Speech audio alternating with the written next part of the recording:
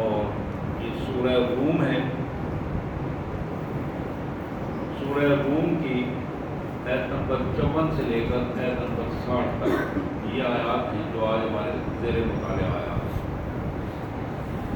سب سے پہلے ان مبارک آیات کا سادہ سا ترجمہ اور مفہوم انشاءاللہ پھر اس کے پس منظر میں رمضان المبارک کی برکات کے حوالے سے ہم یہ اندازہ کریں گے. آج جو 5-6 روز گزر گئے، راتیں گزری، دن گزرے اور ہم کہاں کھڑے ہیں، کس حد تک ہم نے اپنا جائزہ لیا اور کس حد تک ہم اللہ کی رحمتوں، مغفرتوں اور جہنم سے آزادی کا بندوبست کر رہے ہیں. اللہ سے دعا ہے اللہ تبارک و تعالیٰ اپنے اس پاک کلام کے پس منظر میں ہمیں صراط مستقیم پر استقامت عطا فرمائے اور ہمیں توفیق دے کہ ہمارے دل و دماغ ہمیشہ حق کی بات کریں اور حق کو سوچیں اور حق کو اپنی زندگی میں لانے کی کوشش کریں. اور حق ہی وہ بات ہے جو بندہ مومن کا مطمع نظر ہے. اللہ تعالیٰ ہمیں اس کی توفیق عطا فرمائے. اللہ کے مبارک نام سے جو بڑا مہربان، بہت زیادہ رحم کرنے والا ہے. اللہ الذی خلقکم من ضعف ثم جعل من بعد ضعف قوة. یہ صرف اللہ ہی کا کام ہے جس مالک نے تمہیں انتہائی کمزوری کے عالم میں پیدا کیا. جب تم اس دنیا میں آئے تو بالکل بے بسی اور کمزوری کی کیفیت تھی. پھر تمہاری کمزوری کو کائنات کے مالک نے اپنی خاص رحمت سے طاقت میں بدل دیا. تمہاری کمزوری، جو دنیا میں آئے تھے کمزور تھے، ثم جعل من بعد ضعف قوة، اس کمزوری کو مالک نے اپنی رحمت سے طاقت میں بدل دیا. ثم جعل من بعد قوة ضعفا وشيبا. پھر دوسرا مرحلہ آیا، اللہ نے تمہاری طاقت کو پھر کمزوری میں بدل دیا اور تمہیں بڑھاپا تمہارے اوپر آ گیا اور تم بالکل ایک دوسرے رنگ میں نظر آنے لگے. یخلق ما یشاء، جو وہ پیدا کرتا ہے، جو چاہتا ہے وہی پیدا کرتا ہے. جس طرح وہ چاہتا ہے اس طرح ہوتا ہے.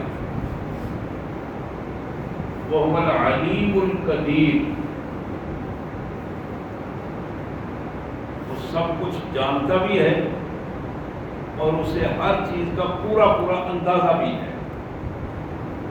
کون سی چیز کس وقت کس انداز میں کہاں کرنی ہے. وَيَوْمَ تَقُومُ السَّاعَةُ يُقْسِمُ الْمُجْرِمُونَ مَا لَبِثُوا غَيْرَ سَاعَةٍ كَذَلِكَ كَانُوا يُؤْفَكُونَ. کل قیامت کے دن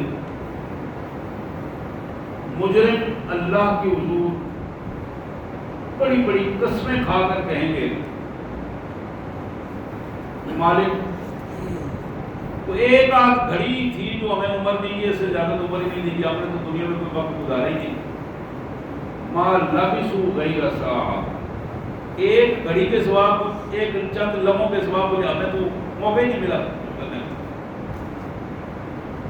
كذلك كانوا يؤفكون. یہ وہ فراڈ بازیاں تھیں، یہ وہ ذلت اور رسوائی کے بہانے تھے جس کو تراش تراش کے انہوں نے اپنی زندگیوں کو گزارا. اسی وقت ان کے جواب میں وقال الذين اوتوا العلم والایمان، علم اور ایمان والے لوگ جو ان کے قریب ہی کھڑے ہوں گے اسی وقت وہ کہیں گے لقد لبثتم فی کتاب اللہ الی یوم البعث. تمہیں یاد ہے کہ تمہیں بتایا گیا تھا کہ تمہاری زندگی اس وقت تک ہے جب تک قیامت قائم نہیں ہوگی. فہذا یوم البعث، آج قیامت قائم ہو گئی ہے، آج اللہ کے حضور فیصلے کا دن آ گیا ہے. فَهَذَا يَوْمُ الْبَعْثِ وَلَٰكِنَّكُمْ كُنتُمْ لَا تَعْلَمُونَ. حقیقت یہ ہے تم اس معاملے کو جانتے بھی نہیں تھے اور جاننا چاہتے بھی نہیں تھے. دونوں کیفیات ہیں.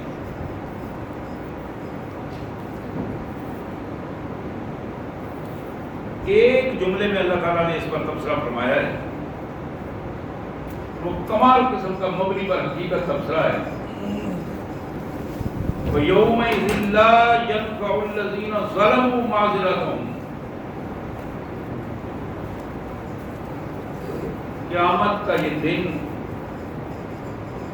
یہ وہ دن ہے کہ کسی بھی ظالم کو اس دن اس کی ہوئی معذرت کوئی فائدہ نہیں دے گی. کمال جملہ ہے، یہ اعلیٰ جملہ ہے. اعلیٰ گیا اس سے آگے جو تبصرہ ہے اللہ کا. پہلی چیز، کسی بھی ظالم کو، یہ جو لفظ ظالم جو ہے سمیٹ لیا مالک نے اس میں ہر چیز، کسی بھی ظالم کو اس دن اس کی ہوئی معذرت ذرہ برابر فائدہ نہیں دے گی، کوئی فائدہ نہیں دے گی. اور جملے کا جو دوسرا حصہ ہے بڑا یستعتبون، اللہ کی عدالت میں کسی ظالم کو یہ نہیں کہا جائے گا کہ تم معذرت کرو. نہ معذرت فائدہ دے گی خود ان کے کرنے سے، بڑا یستعتبون. نہ کسی ظالم کو یہ موقع دیا جائے گا کہ وہ معذرت کرے، نہ اسے حکم دیا جائے گا، نہ اس سے معذرت کروائی جائے گی.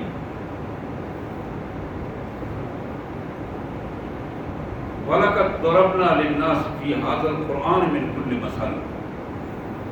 ہم نے لوگوں کے لیے اس قرآن میں مختلف مثالیں دے کر، مختلف واقعات بیان کر کے حقائق کو ان کو ذہن نشین ان کے کرنے کی کوشش کی ہے کہ ان کے ذہنوں میں حقیقت بیٹھ جائے. لیکن ہوا کیا؟ وَلَئِن جِئْتَهُم بِآيَةٍ لَيَقُولَنَّ الَّذِينَ كَفَرُوا إِنْ أَنْتُمْ إِلَّا مُبْطِلُونَ. میرے رسول تم نے جس رنگ میں بھی ہماری آیتوں کو، حکم کو ان کے سامنے پیش کیا ہے،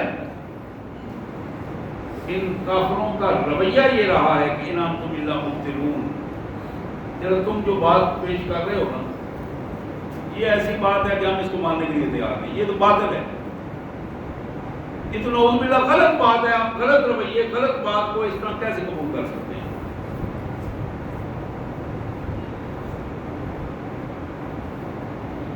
كَذَلِكَ يَطْبَعُ اللَّهُ عَلَىٰ قُلُوبِ الَّذِينَ لَا يَعْلَمُونَ. اب یہ دوسرا تبصرہ ہے جو اللہ تعالیٰ نے فرمایا. جو لوگ قرآن و سنت کو چھوڑ کر اپنی مرضی سے تبصرے کرتے اور اپنی مرضی کے مطابق فیصلے کرنا چاہتے ہیں، کہ وہ لوگ ہیں کہ اللہ نے ان کے دلوں پر ٹپا لگا دیا ہے. یہ تبصرہ ہے. كَذَلِكَ يَطْبَعُ اللَّهُ عَلَىٰ قُلُوبِ الَّذِينَ لَا يَعْلَمُونَ. ایسے لوگوں پر اللہ تعالیٰ نے ان کے دلوں پر ٹھپا لگا دیا ہے، بند کر دیتا ہے مالک ان کو اس کیفیات کی وجہ سے. اور پھر یہ لوگ وہ ہیں کہ جن کو کوئی علم نہیں ہوتا. بظاہر وہ اپنے آپ کو بہت بڑا جاننے والا اور بہت بڑا حقیقت پسند سمجھتے ہیں اور بہت کچھ کرتے کرواتے رہتے ہیں، لیکن اللہ کا جو مہر لگائی ہوئی ہے ان پر، اس مہر لگا دینے کی وجہ سے وہ حقیقت کے قریب نہیں جا سکتے، بھٹکتے رہتے ہیں. فَاصْبِرْ إِنَّ وَعْدَ اللَّهِ حَقٌّ. میرے پیارے رسول صلی اللہ علیہ وسلم، میرے رسول کے امتیوں، فَاصْبِرْ إِنَّ وَعْدَ اللَّهِ حَقٌّ. صبر و استقامت سے کام لو، اپنے نظریے پر ڈٹے رہو. یاد رکھو کہ اللہ کا وعدہ سچا ہے اور وہ دن جواب دہی کا دن آ کر رہے گا. اسے آنا ہے اور ہر ایک نے اس سے گزرنا ہے. وَلَا يَسْتَخِفَّنَّكَ الَّذِينَ لَا يُؤْمِنُونَ. اور یہ لوگ جو اس دن پر یقین نہیں رکھتے، انہیں ہم ایک ہی جملے میں اللہ نے فرمایا کہ انہیں ہم بتا دیں میرے رسول تمہیں اور تمہارے اس پیغام کو یہ ہلکا نہ سمجھیں. میرے رسول تمہیں بھی اور میرے پیغام، یعنی میرے رسول اور میرے پیغام کو اللہ فرماتے ہیں ان دونوں چیزوں کو جو میں نے اکٹھی کائنات میں بھیجی ہیں ان کو معمولی نہ سمجھنا، اور ان کو اگنور کر دینا، ان پر توجہ نہ دینا، ان سے رہنمائی نہ لینا. اللہ تعالیٰ نے فرمایا کہ یہ اس کو معمولی نہ سمجھنا، جب قابو آؤ گے تو پھر پتہ چلے گا کہ یہ کیا چیز ہے. وَلَا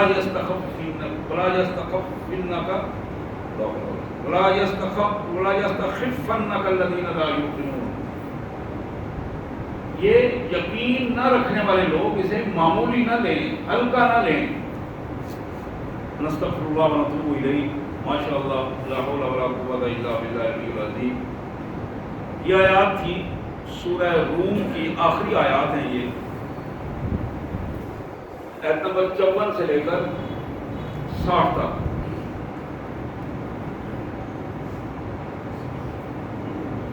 ان مبارک آیات کا انتخاب میں نے آج صبح ہی میں مطالعہ کر رہا تھا تو یہ میرے سامنے آئی آیات.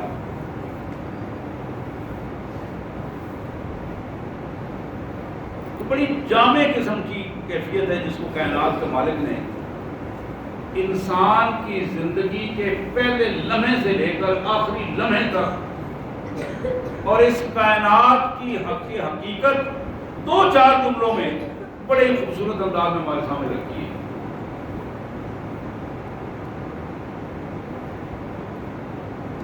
نبی رحمت صلی اللہ علیہ وآلہ وسلم کا یہ فرمان مسند ابو یعلا حدیث مبارک کی بڑی معروف کتاب ہے. ترغیب و ترہیب جناب عبداللہ بن عباس رضی اللہ تعالیٰ عنہ کا یہ ان کی روایت ہے. فرماتے ہیں کہ میرے آقا صلی اللہ علیہ وسلم نے فرمایا غرل اسلام و قواعد الدین ثلاثۃ علیہن اسس الاسلام. لوگوں، اسلام کی کڑیاں، زنجیریں، حلقے جو ایک دوسرے کے اندر لگے ہوئے ہیں. وقواعد الدین، اللہ کے دین کی بنیادیں، ثلاثۃ، 3 ہیں.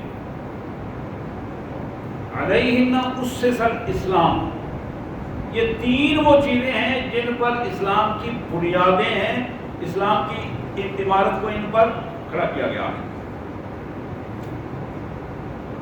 من ترک واحدۃ منہن فہو بہا کافر حلال الدم او کما قال رسول اللہ. جس شخص نے بھی ان 3 میں سے کسی کا کھل کے انکار کر دیا، من ترک واحدۃ منہن، انکار زبان سے کیا یا عمل سے مسلسل انکار کر دیا، فہو بہا کافر، وہ ان 3 چیزوں کے حوالے سے کفر کرنے والا ہوگا.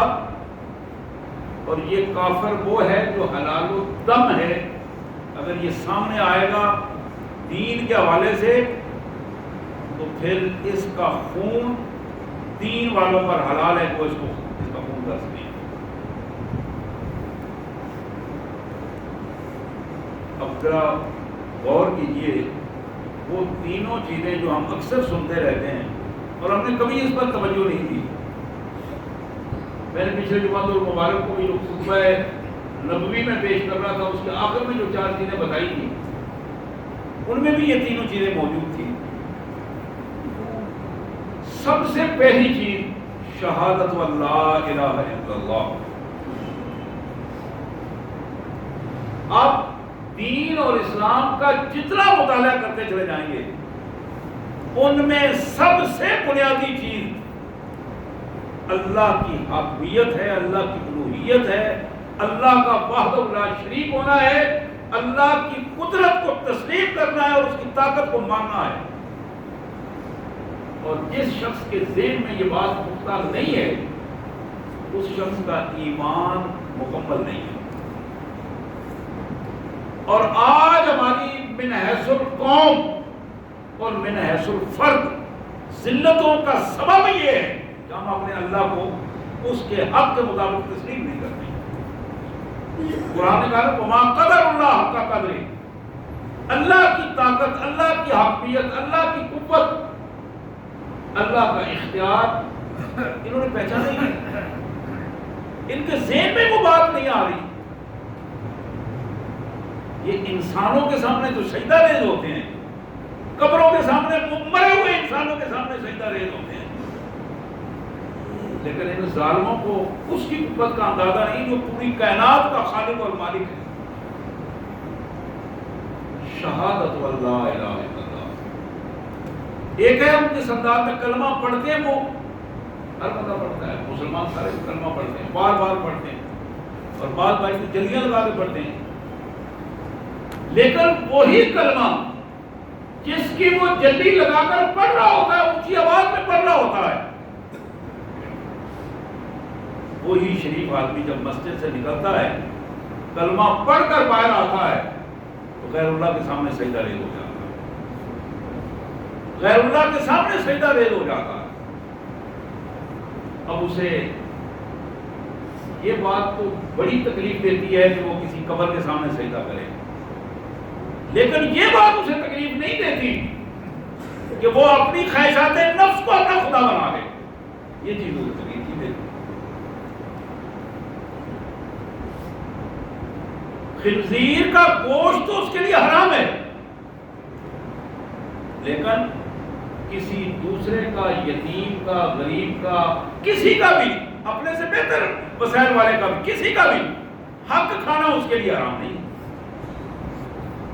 کسی دوسرے کا حق مار لینا اس کو وہ حرام نہیں سمجھتا، اس کو آسانی سے نکل جاتا ہے، لیکن خنزیر کا گوشت اگر اسے کہنے وہ سوال میں تو حرام کہہ دیتا ہوں، مری ہوئی مرغی میں کیسے کھا لوں جب تک یہ ذبح نہیں ہوگی، لیکن مری ہوئی مرغی کا حرام ہونا، مرے ہوئے جانور کا حرام ہونا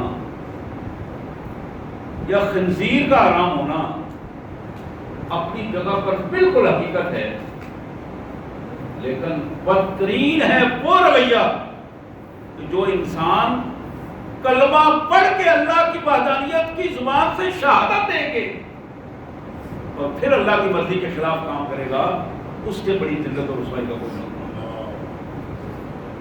یہ سب سے پہلی چیز جو کائنات کے مالک نے اپنے پیارے رسول صلی اللہ علیہ وسلم کے ذریعے ہمیں بتائی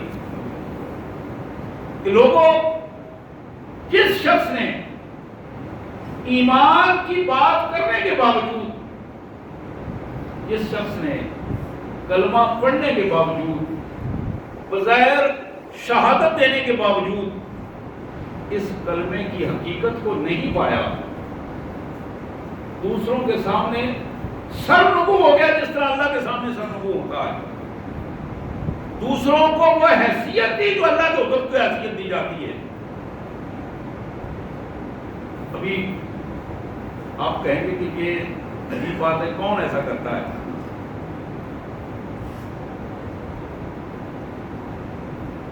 ہمارے سامنے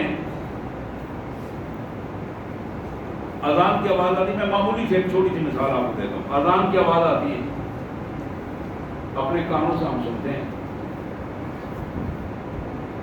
اور ہم لیٹے ہوئے ہیں، بیٹھے ہوئے ہیں، مہمانوں کے ساتھ بیٹھے ہیں، رشتہ داروں کے ساتھ بیٹھے ہیں، وہاں جو بات کہی جا رہی ہے کہ اللہ کی وحدانیت کی شہادت بھی ہے، رسول اللہ کی رسالت کی شہادت بھی ہے، اور پھر یہ بات بتائی جا رہی ہے کہ حی علی الصلاۃ، حی علی الفلاح۔ اب یہ بتانے تو سننے کے باوجود ہم اٹھنے کے لیے تیار نہیں ہوتے، لیکن اسی کیفیت میں ہمارا کوئی رشتہ دار ہمیں آواز دیتا ہے، کوئی دوست آواز دیتا ہے، ایک آواز کے ساتھ باہر دروازہ کھٹکتا ہے، کوئی اور کھولنے کے لیے نہیں گیا، میں خود اٹھ کے کھولنے کے لیے جاؤں گا، لیکن ممکن ہے کہ میں نماز پڑھنے کے لیے اس آواز پر جانے کے لیے تیار نہ ہوں. اور اس کی بے شمار مثالیں آپ کی زندگی میں، میری زندگی میں ایسی موجود ہیں کہ ہم جب سنجیدگی کے ساتھ دیکھیں گے کہ ہم اپنے دوست کی بات مان رہے ہوتے ہیں، اللہ کی بات ٹھکرا رہے ہوتے ہیں، بیوی کی بات مان رہے ہوتے ہیں، اللہ کی بات ٹھکرا رہے ہوتے ہیں، بچوں کو ترجیح دے رہے ہوتے ہیں، اللہ کی بات ٹھکرا رہے ہوتے ہیں. حضرات، یہ وہ پوزیشن ہے جس کو رسول اللہ صلی اللہ علیہ وسلم نے ان الفاظ میں ہمارے سامنے رکھا، شہادت واللہ الہ الا اللہ. اور یہ رمضان المبارک کے لمحات یہ اس گواہی کو اور زیادہ مضبوطی کے ساتھ ہمارے ذہنوں میں راسخ کرنے کے لیے ہیں کہ یہ مہینہ پورا یہ شہادت دو کھل کے، اللہ کی وحدانیت کی شہادت دو کھل کے. جب تم شہادت دو گے، بار بار اس شہادت کو دو گے، بار بار لوگوں کے سامنے اللہ کی روحیت کی بات کرو گے، اللہ کے اختیار کی بات کرو گے، اللہ کی حکمیت کی بات کرو گے، تو پھر تمہاری پوزیشن یہ ہوگی کہ تمہیں کسی جگہ پر بھی پھسلنے کا موقع نہیں ہوگا.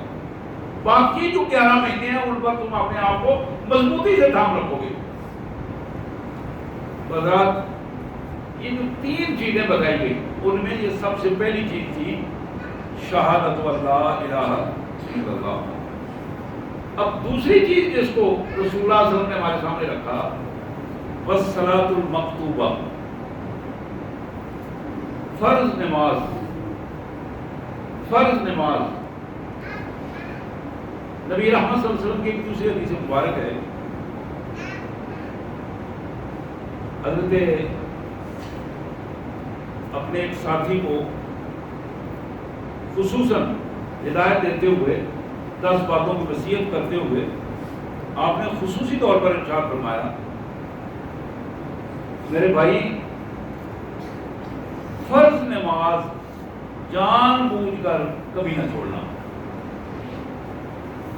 جس شخص نے جان بوجھ کر ایک بھی فرض نماز چھوڑ دی، فقط بریت من ذمۃ اللہ، وہ شخص اللہ کی حفاظت سے نکل گیا.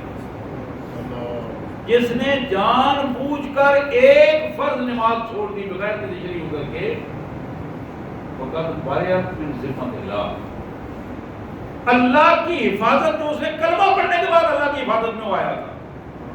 اللہ نے اپنے فرشتوں کو مقرر کیا تھا کہ اس کی حفاظت کریں.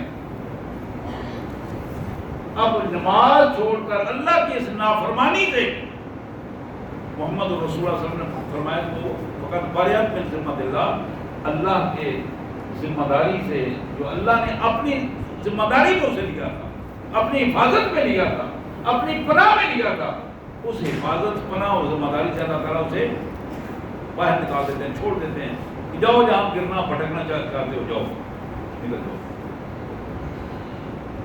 والصلاۃ المکتوبہ، فرض نماز. شاید میں نے پچھلے خطبہ میں بھی اس پر توجہ دلائی تھی کہ ہم بعض اوقات ترجیحات کو درست انداز میں رکھ نہیں پاتے. ترجیحات میں، عبادات میں سب سے پہلی اور اہم عبادت جو اس کا نام فرض نماز ہے. اور یہ فرض نماز ایک وقت کا فرض نماز چھوڑنے کے بعد کوئی شخص 1000 نفل بھی پڑھ لے، اس ایک فرض نماز چھوڑی ہوئی کو مکمل نہیں کر پائے گا. اس کی گرفت کمزور نہیں ہوگی جب تک کہ وہ سچی توبہ کر کے اللہ کے حضور اپنے آپ کو درست نہیں کر دیتا. تو میرے پیارے بھائیوں، اس حوالے سے پوری سنجیدگی کے ساتھ ہمیں اپنے آپ کو، اپنے اولادوں کو، اپنے اہل خانہ کو، اپنے ماحول کو اس انداز میں یہ بات ترتیب دینی ہے. پہلی ترجیح پہ اس بات کو رکھنا ہے عملی زندگی میں کہ نماز کو شوق سے کھل کر پورے ذوق کے ساتھ نماز کو ادا کیا جائے اور اس کا انتظار کیا جائے. پہلی چیز تھی تینوں میں سے شہادت اللہ الہ الا اللہ. دوسری چیز جو میں نے عرض کی صلاۃ المکتوبہ، فرض نماز. اگر کوئی بندہ زندگی بھر نفل نماز نہیں پڑھتا لیکن وہ فرائض کا اتنا پابند ہے کہ اس کا کوئی فرض بھی نہیں چھوٹا، جماعت کے ساتھ ہوئے ہیں، اب یقین کیجئے کہ اسلام اس پر کوئی گرفت نہیں لگتا نماز کے والے. اور نماز کا عمل ایسا عمل ہے کہ جس کے بارے میں اللہ کے رسول صلی اللہ علیہ وسلم نے فرمایا کہ کل قیامت کے دن پہلا عملی عبادات میں پہلا عملی جس کا حساب ہوگا، عملاً جس کا پہلا حساب ہوگا وہ نماز ہے. اول ما سئل بہ یوم القیامہ الصلاۃ. تو ہماری ترجیح میں کیا رہنا چاہیے؟ نماز. ترجیح میں یہ نماز ہونی چاہیے. اور ترجیح میں جب نماز ہوگی تو پھر ہمارا کوئی بھی پہلو یقین کیجیے میرے سامنے ایسے واقعات ہیں کہ گھر میں میت پڑی ہے. اب ہماری انسانی زندگی میں اس سے بڑا کوئی واقعہ نہیں ہوتا. گھر میں میت پڑی ہے، والدین کی میت ہے، بچوں کی میت ہے، لیکن جو گھر کا ذمہ دار ہے اس نے یہ فیصلہ کیا ہے سب لوگ پہلے نماز پڑھ لیں، نماز کے بعد پھر اس کے بعد. ہمارے ہاں شیطان ہمیں بالکل اسی موقع پر دوسرے لائن میں لگاتا ہے کہ پہلے رونا دھونا شروع کرو نا، نمازیں تو اب ختم ہو گئی. وہ تو سلسلہ ہی ختم ہو گیا. وہ تو جب اس رونے دھونے غم سے باہر آئیں گے تو نمازیں پڑھیں گے. اس کے بالکل برعکس اللہ کے پیارے حبیب صلی اللہ علیہ وسلم نے فرمایا کہ لوگوں الصبر عند الصدمۃ الاولی. جب انسان کو پہلی چوٹ لگتی ہے، اس پہلی چوٹ اور ضرب پر بندہ اپنے اللہ سے رجوع کرتا ہے، تو یہ ہے وہ صبر جو بندے کو اطمینان دیتا ہے اور اس کے نظریے پر اس کو استقامت دیتا ہے. تو میں عرض کر رہا تھا یہ جو ترجیحات ہیں بندے کی زندگی میں، جب تک ترجیحات نہ ہوں، ابھی گھروں میں بھی آپ دیکھیں نا، گھر کا ایک نظام ہے، باپ ہے، بیٹا ہے، بھائی ہے، بہنیں ہیں، بیوی ہے، ایک جوائنٹ فیملی سسٹم ہے، رہتے ہیں فیملی پوری میں. اگر اس فیملی میں ترجیحات مقرر نہیں ہے کہ کس کی بات کو کیا اہمیت دینی ہے، باپ کی بات اور بیٹے کی بات ایک ہی اہمیت ہے، پھر وہ گھر درست انداز میں نہیں چل پاتا. کسی بھی دفتر میں جو دفتر کا چلانے والا فرد ہے، ذمہ دار ہے، انچارج ہے، اگر اس کی بات کو اور باہر جو نائب قاصد ہے اس کی بات کو ایک ہی اہمیت دی جائے، ترجیحات نہ ہوں، تو نظام نہیں چل پاتا. اب ماشاءاللہ یہ ساری باتیں وہ ہیں جو ہم اپنی زندگی میں 12 کے تجربے کر چکے ہیں.